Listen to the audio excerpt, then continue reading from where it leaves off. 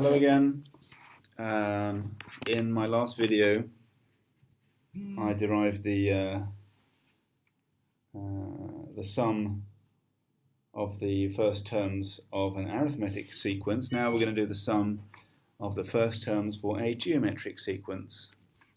So let's remind ourselves what a geometric sequence is.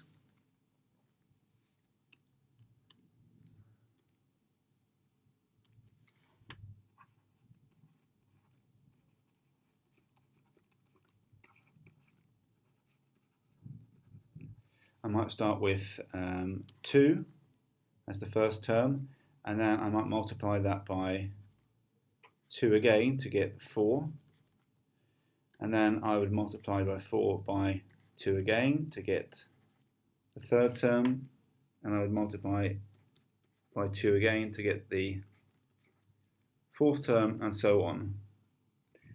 So to get the nth term, un, I start with my first term, and then I multiply by this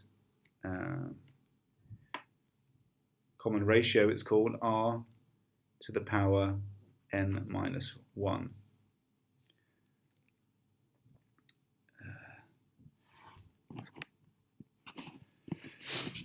So when we have a sum to n terms for a geometric sequence, and note it's given the same notation, capital S, little n, for a geometric sequence, then we call it a geometric series, the sum of the first terms of a geometric sequence.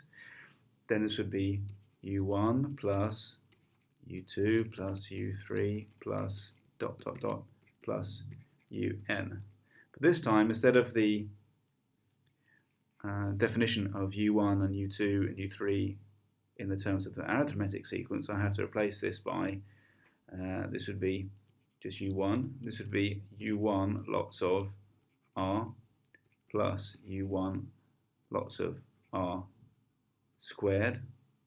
3, this is the third term, so the exponent is 3 minus 1, which is 2, plus, do the fourth term, u1 times r to the power 3 plus, and then the n minus 1th term will be u1 lots of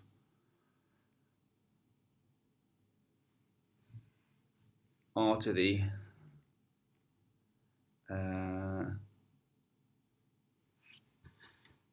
let's see, for the n minus 1th term the exponent will be n minus 2, and for the final term, the last term, is u1 times r to the n minus 1. Sorry, to the power n minus 1. Now the trick here, in the last derivation for arithmetic series, we just wrote the sum, but the other way around. The trick here is that we multiply, this is an equation, okay, we've got a left hand side equals a right hand side. So we can do, as long as we do the same thing to both the left hand side and the right hand side, then we're okay. So what we're going to do is we're going to multiply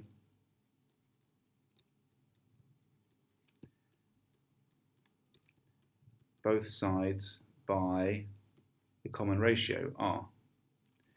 So I have r lots of Sn equals r lots of, and then all of this.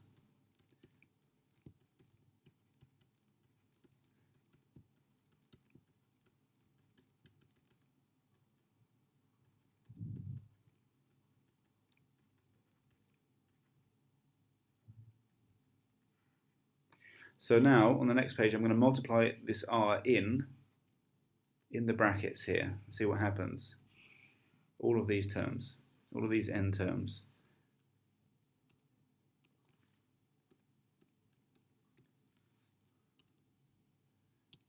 So on my left-hand side, I've got r lots of Sn equals r times u1, or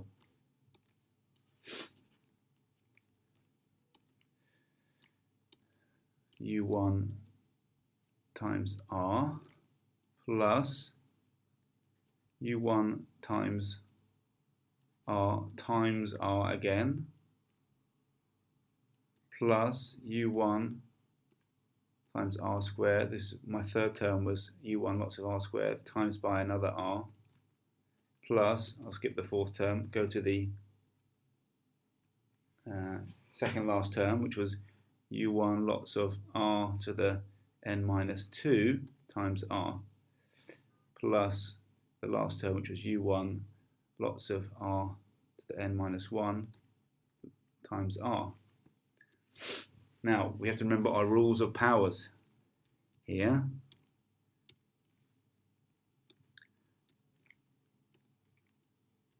Remember rules of powers.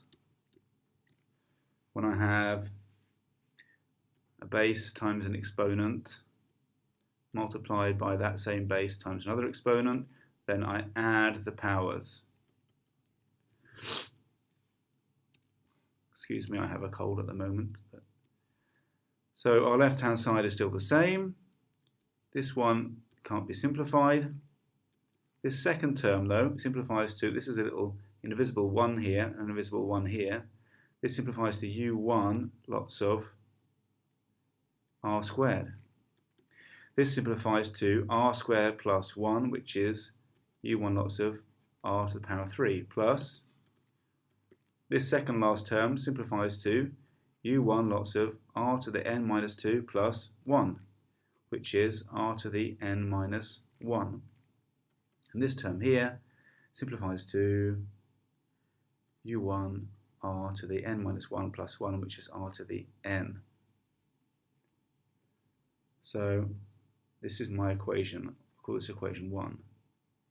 Now let's recap what the sum to n terms was like. It looked like this. Without multiplying by r, I had u1 plus u1 lots of r plus u1 lots of r squared plus u1 lots of r to the n minus 1 plus u1 lots of r to the n minus 1. That I'm going to call equation 2. Now, you might notice that I have some terms which occur in both equations. Look, these ones here and these ones here. They have a match across. This one here matches with this term here. This term here matches with this term here, and so on. So if I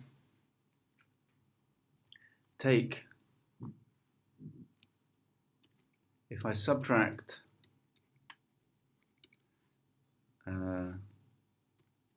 side for side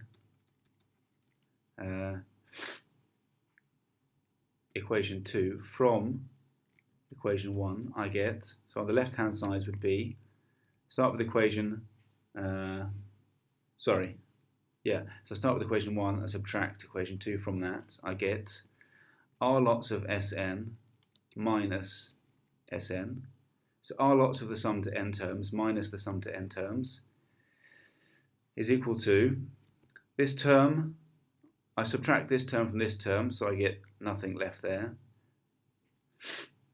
I subtract this term from this term here, so all of these terms cancel out diagonally apart from, what am I left with?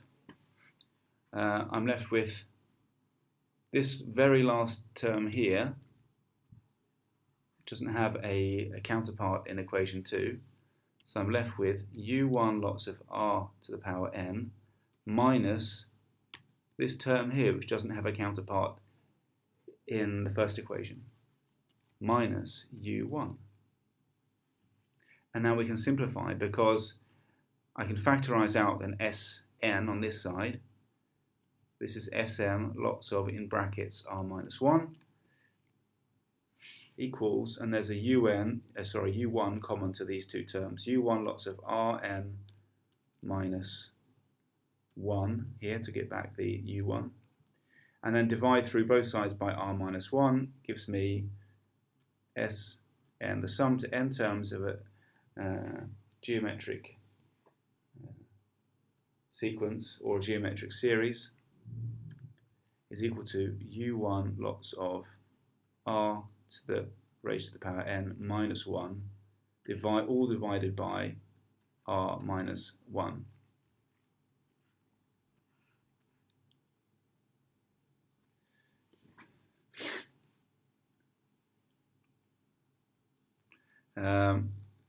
You might see this in two forms, so we'll just do the second form.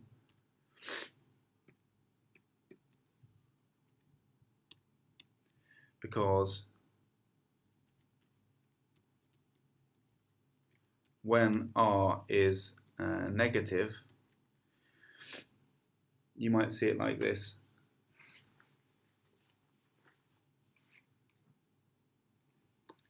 So if we have a negative r, in order to not have a negative denominator, we can use the formula in this form. Sn equals u1